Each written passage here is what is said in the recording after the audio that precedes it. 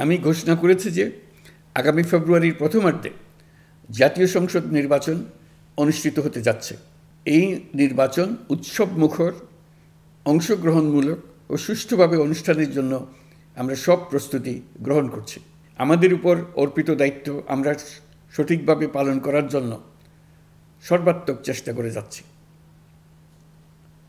প্রিয় দেশবাসী, রাষ্ট্রকাঠামো সংস্কারের প্রস্তাব তৈরির লক্ষ্যে জাতীয় ঐকমত্য কমিশন নিরলসভাবে গত প্রায় 9 মাস ধরে কাজ করেছে।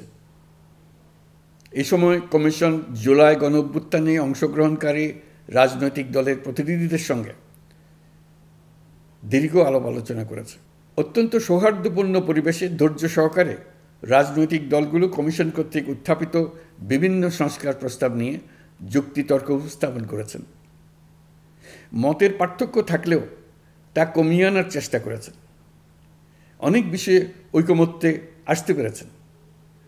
দেশবাসী সরাসরি সম্প্রচারের মাধ্যমে এই পুরো কার্যক্রম দেখতে পেরেছেন। এটি বাংলাদেশের রাজনীতির ক্ষেত্রে তো বটেই, পৃথিবীর অনেক দেশের জন্য এক অভূতপূর্ব ঘটনা। এটি ভবিষ্যৎ রাজনীতির জন্য আশাব্যঞ্জক।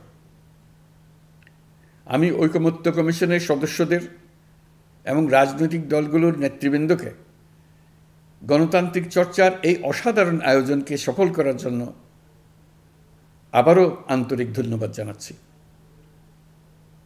ঐকমত্য কমিশনের প্রণীত জুলাই সনদে সংবিধান বিষয়ক 30টি গুরুত্বপূর্ণ সংস্কার প্রস্তাবে রাজনৈতিক দলগুলোর মধ্যে ঐকমত্য তৈরি হয়েছে। এটি একটি ঐতিহাসিক অর্জন। কিছু প্রস্তাবে সামান্য ভিন্নমত আছে, বাকি অল্প কিছু প্রস্তাবে আপাতদৃষ্টে মনে হয় অনেক দূরত্ব আছে, যা গণতান্ত্রিক প্রক্রিয়ায় অস্বাভাবিক কিছু না। তবে খতিয়ে দেখলে দেখা যায় যে এসব প্রস্তাবগুলোর ক্ষেত্রেও আসলে মতভিন্নতা খুব গভীর নয়। কেউ সংস্কারটা সংবিধানে করতে চেয়েছেন, কেউ আইনের মাধ্যমে করতে চেয়েছেন, কিন্তু সংস্কারের প্রয়োজনীয়তা, নীতি ও লক্ষ্য নিয়ে কারো মধ্যে মতভেদ নেই।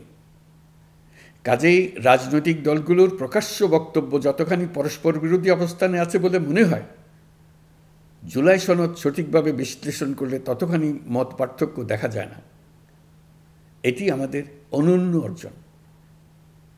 এতে জাতি এগিয়ে যেতে সাহসী হয়।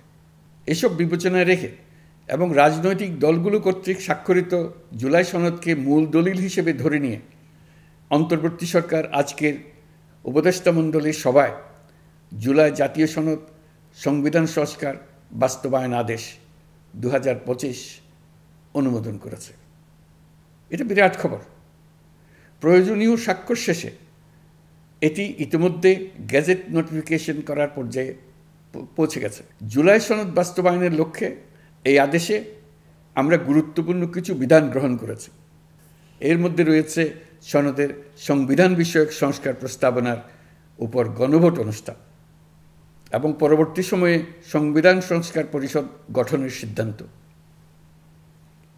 আমরা সকল বিষয় বিবেচনা করে সিদ্ধান্ত নিয়েছি যে আগামী জাতীয় সংসদ নির্বাচনের দিনেই গণভোটের আয়োজন করা হবে। অর্থাৎ জাতীয় নির্বাচনের মতো গণভোটও ফেব্রুয়ারির প্রথমার্ধে একই দিনে অনুষ্ঠিত হবে। এতে সংস্কারের লক্ষ্য কোনোভাবে বাধাগ্রস্ত হবে না। নির্বাচন আরও উৎসবমুখর ও সাশ্রয়ী হবে। গণভোট অনুষ্ঠানের লক্ষ্যে উপযুক্ত সময়ে প্রয়োজনীয় আইন প্রণয়ন করা হবে।